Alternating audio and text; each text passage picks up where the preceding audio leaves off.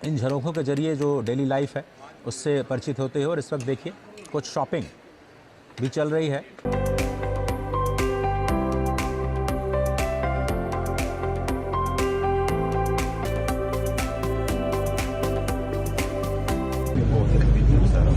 This is most environment friendly. You can have a special taste of earth also. दोनों का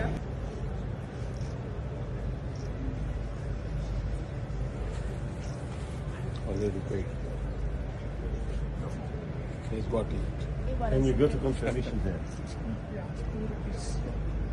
कितना एक मजबूत रिलेशनशिप है फ्रांस का और भारत का। देखें, ये जब से राम मंदिर का इफ्तिताह किया है 22 तारीख को, उसके बाद से आप देख लें कि मोदी साहब कुछ सुनने के लिए तैयार नहीं। पूरे हिंदुस्तान में पूरी दुनिया को बताना चाहते हैं कि जो अपनी पॉलिसी हैं वो हेजमनी और जिस तरीके से धौंस धांधली और बुलिंग करते हैं। उन्होंने कहा कि पाकिस्तान क्या बेचता है, हम इसके ख़िलाफ़ सब कुछ कर सकते हैं। अभी फ्रांस के सदर भी वहाँ पर पहुँच रहे हैं।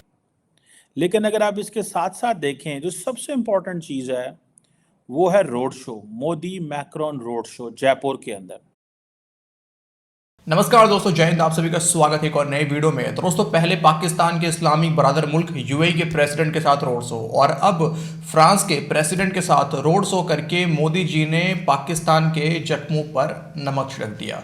तो दोस्तों, आपको पता है कि फ्रांस के प्रेसिडेंट इस वक्त जो मैक्रोन जी हैं वो हमारे देश के अंदर मौजूद हैं और रोड शो करा हमारे प्रधानमंत्री मोदी जी ने उनके साथ। उन्हें दुकानों में ले गए, उन्हें चाय पिलाया, उन्हें शॉपिंग करवाया और जो चाय का पेमेंट है वो यूपीआई से करा। और फ्रांस के प्रेसिडेंट ये देखकर दंग रह गए। तो इधर पाकिस्तान ये सोचने में लगा हुआ है कि पाकिस्तान के अंदर पाकिस्तान के लीडर तो रोड शो कर नहीं सकते, क्योंकि कब कहाँ बम गिर जाए, कब कहाँ गोली चल जाए, किसी को नहीं पता। तो बाहर देश के लीडर को लाकर पाकिस्तान के अंदर, पाकिस्तान के सड़कों पर रोड शो करवाना पाकिस्तान कभी सोच भी नहीं सकता है, जबकि पाकिस्तान की फौज नंबर 1 फौज और पाकिस्तान की एजेंसी नंबर 1 एजेंसी है, इसके बावजूद भी। लेकिन दोस्तों, कल गणतंत्र दिवस है और कल बड़ा मज़ा आने वाला है। मुझे तो बड़ा मज़ा आता है परेड देखने में। तो आप सभी को एडवांस में गणतंत्र दिवस की ढेर सारी शुभकामनाएं और देखते हैं कल क्या डील साइन होता है। ये भी बड़ा इंटरेस्टिंग होगा। वीडियोस आपको मिलता रहेगा, इसलिए चैनल को सब्सक्राइब करके बेल आइकॉन को जरूर से प्रेस कर ले। बढ़ते हैं वीडियो में आगे। फ्रांस को इसलिए भी इंडिया की ज़रूरत है, एक तो इंडिया इज़ अ बायर, पैसे हैं उसके पास। दूसरा, फ्रांस की सारी कॉलोनीज हैं, उसको कॉलोनीज नहीं बोलते, उसको बोलते हैं overseas territories in Indian ocean and Pacific ocean. ठीक है जी। और उस सारे प्रोसेस के अंदर फ्रांस को पता है कि हमने इस खित्ते में आना है। ठीक है जी। फ्रांस एक कॉलोनियल पावर रहा है, उनको पता है कि हमने इस खित्ते में आना है तो हमने क्या करना है और कैसे होना है। सो फ्रांस ने साउथ ईस्ट एशिया हो, इंडियन एशिया हो, अफ्रीका हो, फ्रांस की अपनी वो है। और फ्रांस ने ये सारे का सारा जो डीकोलोनाइजेशन प्रोसेस था बड़ा मुश्किल किया। ठीक है, देखें, एक है बरतानिया, एक है फ्रांस, दोनों कॉलोनियल पार्ट्स थी। बरतानिया कोई बात करे तो इंडिया सख्ती से पेश आता है। वो कहते हैं कि हमने इनको अपनी कमजोरी नहीं दिखानी, इनको नहीं बताना कि हम क्या हैं और क्या नहीं है। लेकिन अगर फ्रांस करे कुछ तो इट्स ओके, नो प्रॉब्लम। उनके लिए फ्रांस दोस्त है, कुछ भी ऐसा हो जाए। अब फॉर एग्जांपल नरेंद्र मोदी उनको लेके जयपुर की गलियों में घूम रहे हैं, ठीक है जी, और राजस्थान दिखा रहे हैं, दुकानें, गलियां, मोहल्ले। आप दिखाए ना, कोई ये कोई छोटी चीज़ थोड़ी है, ये बड़ी एबनॉर्मल सी चीज़ है। मैंने कहा एक साउथ एशियन मुल्क जिसकी जो इकोनॉमी है, जारी बात है वो ग्रो कर रही है, जिसके मामलात जो हैं डेवलप वर्ल्ड के साथ बड़े तेज़ी से चेंज हो रहे हैं, किस तरह नरेंद्र मोदी उसको लेके जा रहा है। बहरहाल एनी हो, ये जो चीज़ें हैं बताती हैं कि ये ताल्लुक पैसे का होता है। Nations do not love nations, they love their interest. Simple सी बात। एक वक्त था कि पाकिस्तान भी जो था वो फ्रांस से हेलीकॉप्टर्स और बहुत सारे वेपन्स हमने लिया। आज हम नहीं ले सकते फ्रांस से। अब फ्रांस जो है वो सबसे ज़्यादा जो अपना डिफेंस इक्विपमेंट बेच रहा है बड़े ममालिक में से, वो इंडिया है। इंडिया सेकंड लार्जेस्ट बड़ा इंपोर्टर है अपने डिफेंस का, कि जितने भी रिलेटेड इक्विपमेंट्स आते हैं।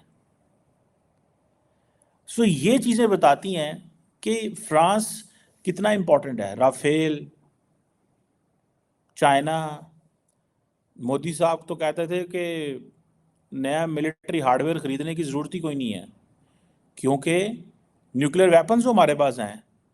फिर उनको बताया गया कि सर इससे फ़र्क नहीं पड़ता। ठीक है जी। सो ये चीज़ें बड़ी इंपॉर्टेंट हैं। जिसे वो कहते हैं ना, मैंने बताया ना कि एक वक्त फ्रांस पाकिस्तान को जहाज़ देता था और इंडिया के मुखिलाफ देता था। उस वक्त फ्रांस इंडिया को एक और लेंस से देख रहा था। ठीक है जी। अब फ्रांस के पास जो मिलिट्री इक्विपमेंट है वो हम खरीद ही नहीं सकते। इंडिया पहले तो एक शिक लगाता है, पाकिस्तान को नहीं देना, पर्टिकुलरली वो मुल्क जो पाकिस्तान को बेचना चाहें। सेकेंडली, इंडिया तमाम वेस्टर्न मुल्कों को कहता है जी कि इनको ना दें, हम हैं। जहाँ पे इंडिया को पता चले कि the country enjoys autonomy like America, वो चाइना की बात ले आएगा। देखें जी, वो चाइना जो है ना, वो ऑलरेडी पाकिस्तान चाइना से बड़ा मिलिट्री हार्डवेयर ले रहा है और ये है वो है, तो ऐसे नहीं होना चाहिए, वैसे नहीं होना चाहिए। ठीक है ना जनाब। सो ये मैं समझता हूँ कि ये चीज़ें बड़ी इम्पॉर्टेंट हैं कि पाकिस्तान जो है वो नहीं कुछ ले सकता फ्रांस से, बिकॉज इंडिया का एक बड़ा कंट्रोल है। इंडिया ने यूरोप का सबसे इम्पॉर्टेंट पार्टनर पकड़ लिया, सबसे इम्पॉर्टेंट पार्टनर पकड़ लिया, और इंडिया को पता कि मैं क्या कर रहा हूँ। और फ्रांस को जानबूझ के उन्होंने इंगेज किया, क्योंकि फ्रांस वो मुल्क है जो अमेरिका पे तनकीद करता है, क्वाड्रिलेटरल सिक्योरिटी डायलॉग बनाया, हमें क्यों नहीं इन्वॉल्व किया। आपने इंडो पैसिफिक डॉक्ट्रिन बनाई, अपने ट्रांस अटलांटिक पार्टनर्स को क्यों इग्नोर कर दिया। फ्रांस तनकीद करता है। फ्रांस चाइना में था, फ्रेंच प्रेसिडेंट थे, तो वहाँ जाके कहते थे कि ये 2 पोल्स ऑफ पावर नहीं है दुनिया में, और भी पोल्स ऑफ पावर हैं। सो फ्रांस जो था वो जानबूझ के वो बताता था भाई कि आप ऐसे नहीं कर सकते, आप ऐसे नहीं कर सकते, आप अकेले चीज़ें नहीं चला सकते। ये चीज़ इंडिया को पता है कि अगर अमेरिका ने हमें नो की थी तो हमें, ठीक है, हमें फ्रांस के पास चले जाएंगे। सो अभी आप देखें कि ये जो एक जिसे कहते हैं ना, इट सीम्स कि फ्रेंच चाहते हैं कि हम एक लॉन्ग टर्म पार्टनरशिप बिल्ड करें इनके साथ, एक लॉन्ग टर्म पार्टनरशिप बिल्ड करें। और वो जो पार्टनरशिप है दैट डजंट, वो जिसे वो कहते हैं ना, एक बायर सेलर की पार्टनरशिप नहीं है, वो एक कॉम्प्रिहेंसिव स्ट्रेटेजिक पार्टनरशिप है। बिकॉज दोनों मुल्क, France and India, they are working for strategic autonomy, as I gave you examples earlier.